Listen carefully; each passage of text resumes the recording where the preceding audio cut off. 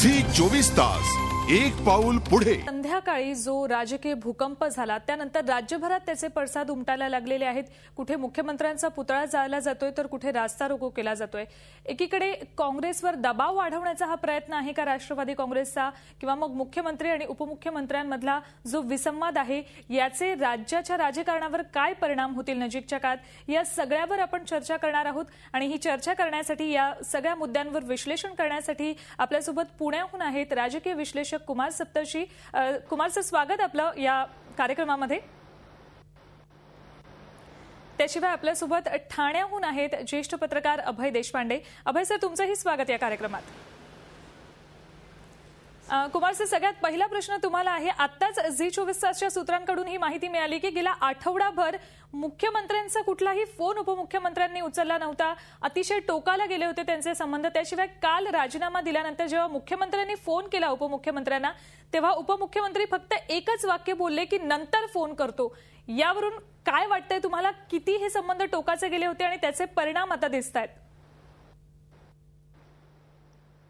एक तर काँग्रेस आणि राष्ट्रवादी काँग्रेस यांचे संबंध टोकाला गेलेत ही काही आता गुप्त बातमी नव्हती।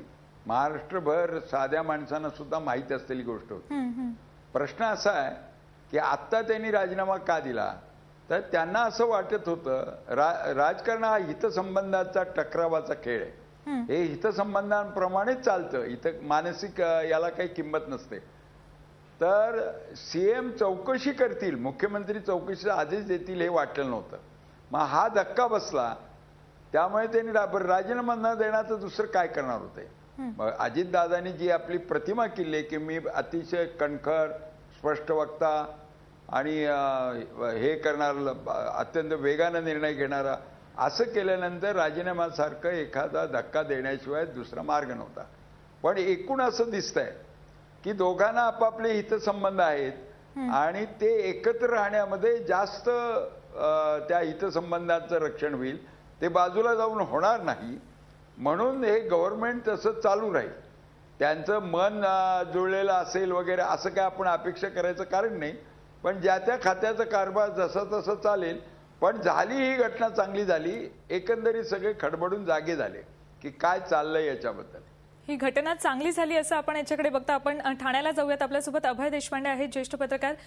अभयजी, ज्या पद्धतीने शरद पवारांनी नाराजी व्यक्त केली होती काही दिवसांपूर्वी, जे नाट्य दिल्लीत घडलं होतं त्याचा हा दुसरा अंक आहे असं म्हणता येईल?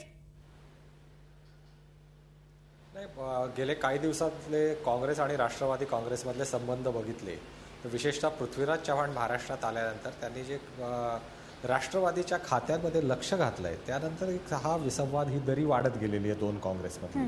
आणि मध्यंतरी आपण पाहिलं की शरद पवारांनी दिल्लीत राजीनामा दिला, नाराजीनामा म्हणलो आपण त्याला, पण त्याचं मुख्य कारण महाराष्ट्रातच होतं।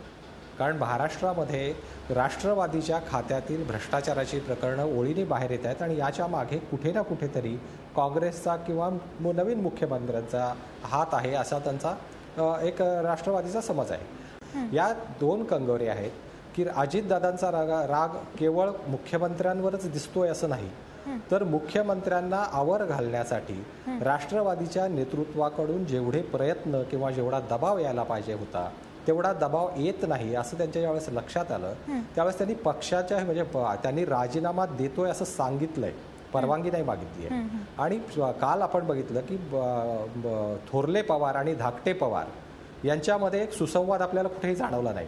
कारण ज्यावेळेस अजित पवारांनी राजीनामा दिला त्यावेळेस शरद पवारांनी स्पष्टपणे सांगितलं, कॅटेगरिकली सांगितलं की राष्ट्रवादी काँग्रेस राज्य आणि केंद्रात सरकारमध्ये कायम राहील म्हणून। हे सांगितल्यानंतरही परत राष्ट्रवादीच्या मंत्र्यांनी प्रदेशाध्यक्षांकडे राजीनामे दिले। आता आजही अजित पवार समर्थकांचं एक राजीनाम्याचं सत्र चाललेलं आहे।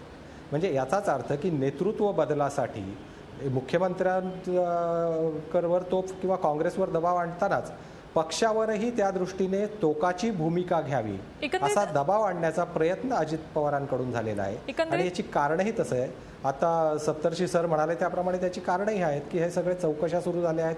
राज्यपालांनी अहवाल मागवलाय, दुसरीकडे कॅगचे अधिकारी मंत्रालयात येऊन आता जलसंपदा खात्याची कागदपत्र गोळा करायला लागलेली आहेत आणि हे सगळं कुठेतरी थांबवण्यासाठी त्यांनी अजितदादांनी टोकाचं पाऊल उचललंय असं म्हणता येईल आपल्याला. अजितदादांनी टोकाचं पाऊल उचललंय. दुसरा एक कंगोरायचा असा की पवार विरुद्ध पवार असाही संघर्ष इथे दिसतोय. चर्चा अशी सुरू राहणार आहे. झी 24 तास एक पाऊल पुढे.